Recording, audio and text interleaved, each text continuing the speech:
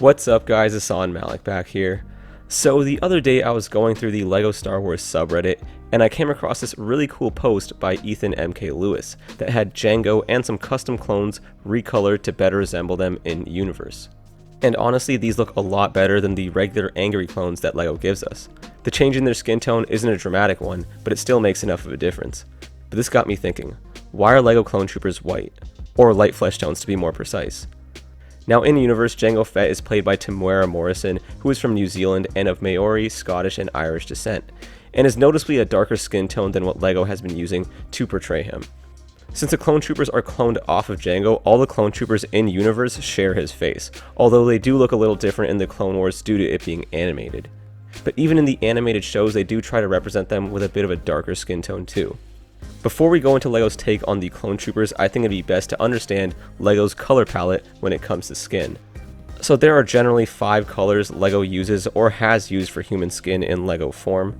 The main one being light nougat, which is used for lighter skin characters like Rey or Kylo and was first introduced in 2003. Regular nougat, which is a slightly darker and more saturated variant that's used on figs like Kanan and came out in 2001. Medium nougat, which is darker than the last and was used on figures like Valkyrie and was only released in 2010. And finally, reddish brown, which is used for darker skinned characters like Finn or Lando, that has also been around since 2003.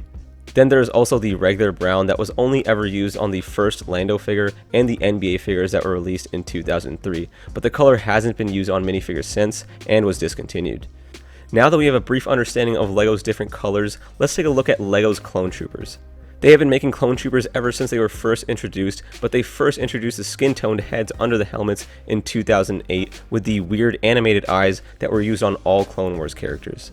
Since then, they've replaced the animated eyes, thank God, but instead we just got the standard angry clone head for all troopers, which they actually use on stormtroopers too. Both those variations of the clone head use the light nougat color though, which to me has always looked off since Temuera Morrison just isn't that light. I think using the nougat or the medium nougat would look a lot better. Just like they do in Ethan MK Lewis's post, it makes characters like Fives or Jesse a lot more recognizable to what they look like in the show, as well as make Jango more film accurate. A great alternative head for a clone trooper is this medium nougat one that we get in 4 sets, the Flash Speeder and MTT from Star Wars, and the Dilophosaurus Ambush and Team Pack from Jurassic World. Star Wars isn't the only theme where some more accurate representation could be used. For example, if we head over to DC, we have the DCEU version of Aquaman, who is played by the awesome Jason Momoa, who also has a slightly darker skin tone. The LEGO version of Aquaman also uses the light nougat color though, and I think this figure would look a lot better with a nougat or medium nougat color. The most ironic part about this though is that the LEGO Batman movie Catman figure actually uses the medium nougat color for the headpiece, which probably should have been the light nougat. So I guess it does go both ways. So I couldn't really give you the exact reason LEGO goes with the light nougat instead of the medium nougat. Honestly, to them, maybe the light nougat color just does a better job of representing Temuera Morrison. But with my own speculation, I'd chalk it up to saving costs. I mean, LEGO does make way more light nougat heads than nougat or medium nougat ones. And that's just because most of the characters they are portraying happen to be lighter skin tone people in their own mediums. Most actors in most Hollywood movies are a lighter skin tone, so that really has nothing to do with LEGO. But using the lighter nougat heads on clone troopers probably lets them save a lot more money and does make sense. Now, LEGO does a really good job with these figures. I mean, some of the clone troopers that LEGO has made over the years look absolutely perfect.